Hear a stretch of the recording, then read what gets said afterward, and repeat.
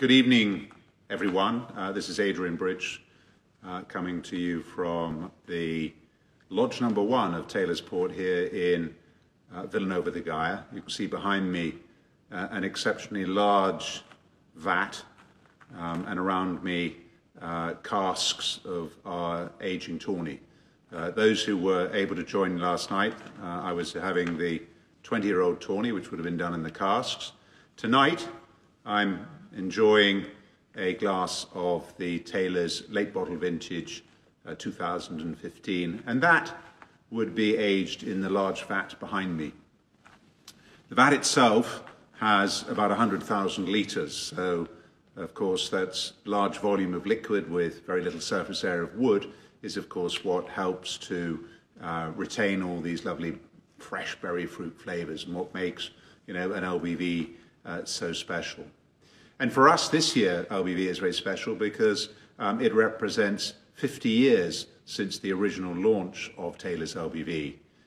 Back in 1970, my father-in-law, Alistair Robertson, was a great pioneer and a great marketer who was able to identify the fact that consumers were looking for something with a wine with exceptional quality, which had all the characteristics of vintage port, all that individuality, and yet perhaps unlike a vintage port where you have to wait sometimes 10, 15, 20 years or more for it to be ready to drink, the LBV is normally ready within about 5 years. So tonight, thank you for joining me, and I'm going to be joined with a very special guest this evening, which is Gaia Gaja. We're talking to Gaia Gaja from Gaia, although she in fact would normally be at home in Italy, is currently in Toronto. So she's joining us from North America. Gaia, how wonderful to see you. Ciao, nice to see you too.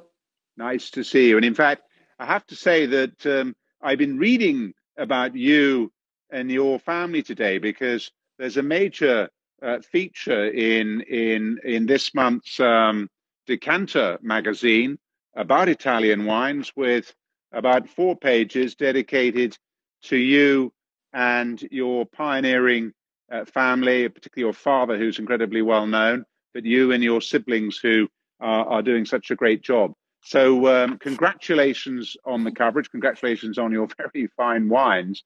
And please tell us, how's everything and how's everything with the family? Well, thank you very much. I'm lucky. We are all fine, family and team. So I can't complain too much. I have friends, Italy has been quite hit by COVID. And so I have friends in the area of Milan, Bergamo especially, that had some very rough times. Yeah, some of them, they don't even appear as a COVID patient because they didn't do any test. They've just been locked in their houses with a high fever for 2 weeks and with a lot of fear. Thankfully, they recovered, but has been quite scary. In the area of Barbaresco was okay. We had one only case, a winemaker from the village. Barbaresco is a village of 630 people. And one farmer, winemaker, sadly got COVID, went to the hospital and thankfully came back. And for what I know is he recovered very well. And yeah, thankfully we are all fine. Thank you.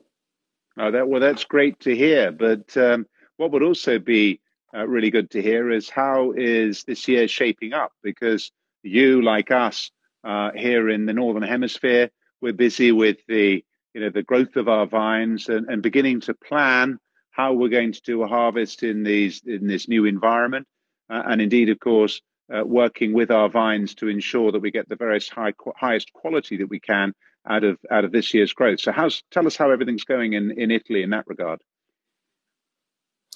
Oh, we had a quite interesting winter. Interesting because it's been quite mild. I don't know how it's been for you in Portugal, but for us, well, in we Portugal, didn't really have a very. Sorry to interrupt, but just to say, obviously in Portugal, it's always mild. The sun always shines, so no issues. Like you.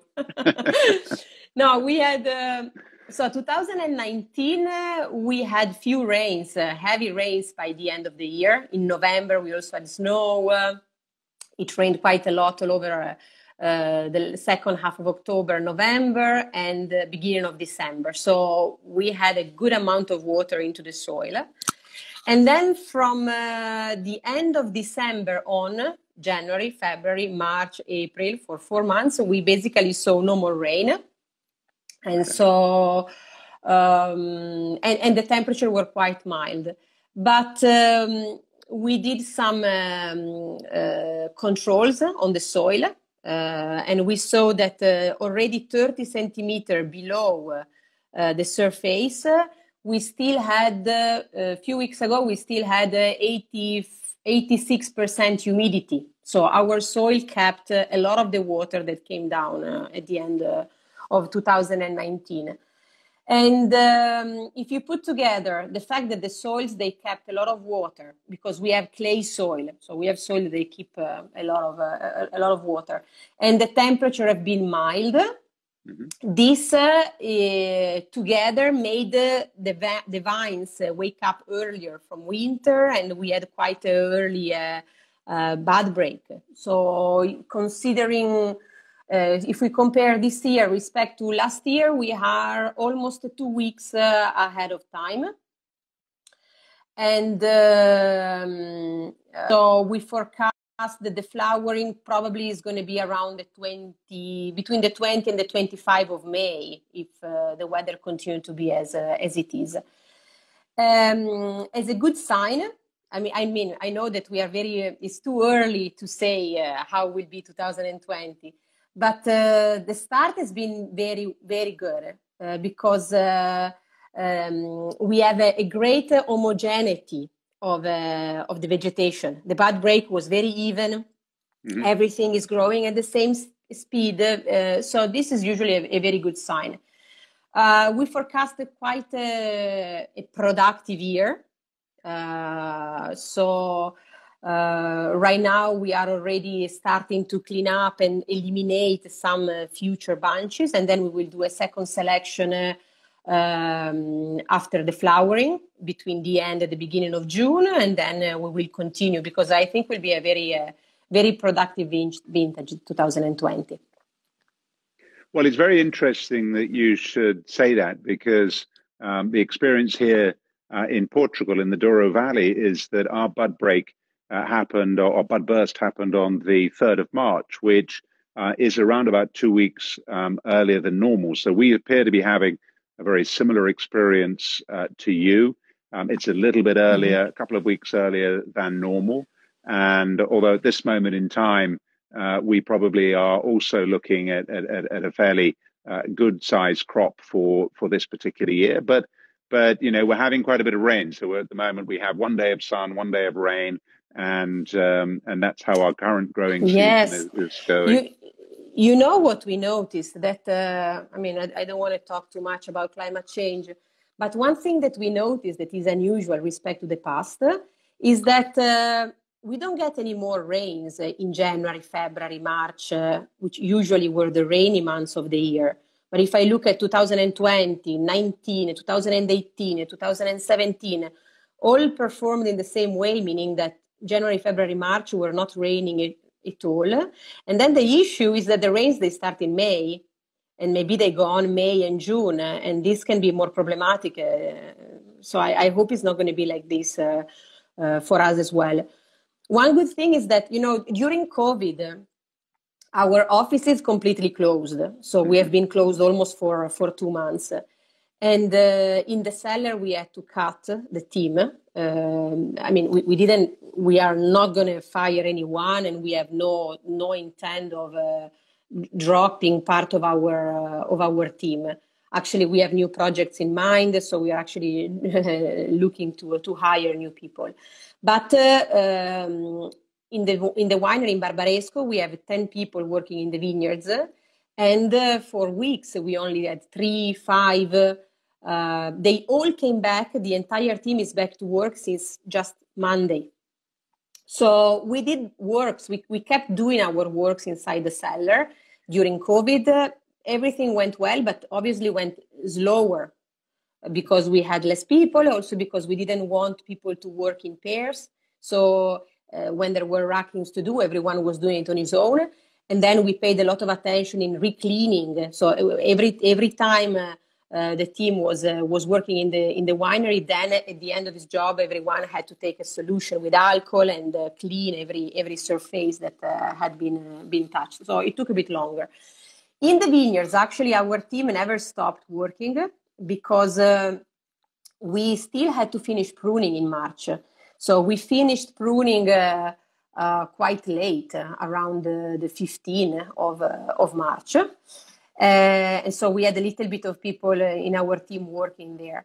And then they all went back to work. And we are quite a big team. We are 70 people in the vineyards. And we have... yeah, it's a big team, and I don't think we will have issues and problem with pick. We never use pickers because we have 70 people. So during harvest time, usually we keep only our team. We don't take anyone else. We were a little bit behind with the works in the vineyard, but I have to tell you that they are going very fast right now. They are helped by the fact that the vegetation is so even. That is faster to do the job. And so they're picking up pretty well. Well, that's great to hear. And it's certainly great to hear that the year's going very well and the harvest is probably looking to be very positive, and certainly very good to hear that your team managed to not only continue to look after things during this very difficult time, but sounds like they've come back full of enthusiasm and full of excitement for the next growing season. Now, I'm actually drinking a glass of the Taylor's Late Bottle Vintage 2015, which is obviously one of the emblematic products of Taylor's. I just wonder, Gaia, do you have to hand a glass in your hand at the moment? Are you tasting one of your fabulous wines? No. Surprise, surprise. No, I'm taking a little break today because, you know, with this lockdown, I've been drinking a lot every evening. And no, I'm skipping it. Also, it's going to be my birthday in a few days. And so well, congratulations. I'm behaving well for the big party. That sounds like a sensible approach. And you know, one of the things I've certainly found that in this lockdown, with many friends of mine who've been sort of at home, unable to go out, they've gone into their cellars and bottles that they had sort of put aside for a very special future occasion, they've sort of ummed and ahed and said, you know, why not? I'm at home, I'm with family. This is a good moment. Let's try something that might have been reserved for the future, but hey, the future's now. So let's enjoy that bottle. So I think everybody has had a similar experience to you, which has had a chance to drink and taste well during this particular time. Yes, well, that's very exciting. So as you therefore look forward to a strong year and everything else, do you have? I mean, our experience, you know, you're mentioning drinking. Our experience certainly is that around the world, clearly the restaurant industry, the hotel industry has been terribly affected, and there's not a lot being consumed in those trade channels. But one way or another, it seems that consumers are finding ways to find bottles, whether it be in the supermarkets or in specialist wine shops. But I particularly noticed the amount of sales that are happening on the internet. Are you seeing a lot of that as well? Yes, but the fact is that we always focus very much into restaurants, and our importers around the world, they always gave priority to restaurants. So that's the channel where we are more present, and it's going to be complicated for this year. We have never been so much on the web, online, but obviously right now all the importers are refocusing on this segment, and we can see a growth there. I also can see, and it gives me good hope. I can see that there are countries that had to deal with COVID before us, and now they are coming out faster than us. And so the Asian countries, China, for example, it seems that is picking up better than expected. Italy, restaurants are supposed to reopen on the 1st of June. Okay. It's going to be a bit difficult. I think that in Italy there are a lot of small family businesses in every sector, and also in the restaurant sector. And so I hope that will give more flexibility to these companies. You know, when you have little restaurants with father, mother, and the daughter or the son working together, maybe you do tough sacrifices, but you don't have expenses, and sometimes you don't have a rent because you're using your same house. So I really hope that many of these artisanal taverns and historic restaurants won't suffer really terribly. But tourism, Italy is a big country for tourism, so we are not expecting much during the summer. So honestly, I think that 2021 and probably part of 2000 and even beginning, we have to wait 2022 before restaurants will really be well, who knows? But I agree with you that over. Yeah, certainly that is a challenge. Although talking to many friends around the world, as you say, a lot of them are hoping that when this sort of closes, problem changes, that people will be able to get out to restaurants. Certainly, our experience has been Asian markets opening up. We're seeing strong orders from places like South Korea, from Taiwan, from mainland China, from Singapore, and so on. So I agree with you. It creates a state of it makes us feel a little bit more optimistic. A lot of the restaurants. Say that. Go, please. Yeah. So sorry. No, I say that when you sell port, when you are producing Barolo, Barbaresco, when you are producing wines of this type, I say producers as such are sitting on rocks and not on quicksand. Are wines that they will age, they will be able of selling them and drinking them in years from now. But it's going to be a tough year, I think, for every winery around the world. Not going to be easy. I think that's certainly very, very true. But those who are making, as you say, great fine wines that have the ability to age, whether it be your Barbarescos, your wonderful wines, or indeed, port or vintage port, which is one of the longest lived wines. But I just wanted to come back on the restaurant point, because I think, clearly lots of small restaurants. We have it here in Portugal, lots of family operated restaurants. One of the exciting things is that we're coming into the summer, so a lot of people are able to use outside spaces. So, I feel a little bit more optimistic that as this whole process changes, people can get to the restaurants, can have the space between them and other diners, and can use the outside areas and enjoy the fine weather that certainly appears to be happening around Europe at the moment. So, it sounds to me that you're, as ever, wonderfully optimistic. It sounds also that you're thinking strongly about the future and your characteristic concern for your customers and your staff. So, for me, this is a great pleasure to be able to spend some time with you, certainly just ahead of your birthday. I'm sorry I can't sort of toast, and there's no way I can pour this port through this telephone and give you another glass of Taylor's LBV so we can chin. But it's been such a pleasure to talk to you. Thank you so much, and very good luck for the rest of this year. Look forward to seeing you in person when things get back to a little bit more of normality. Thanks so much. Yes, and good luck to everyone. I think we all have to focus on the things we love and protect our passion, and just resist. Try to make the best we can. Try to make a great 2020 vintage, and focus on the things we like, and the rest will come. You're so right. Well done. Thank you so much indeed. Take care. It was a pleasure to talk to you. Ciao. Thank you. Ciao. Bye.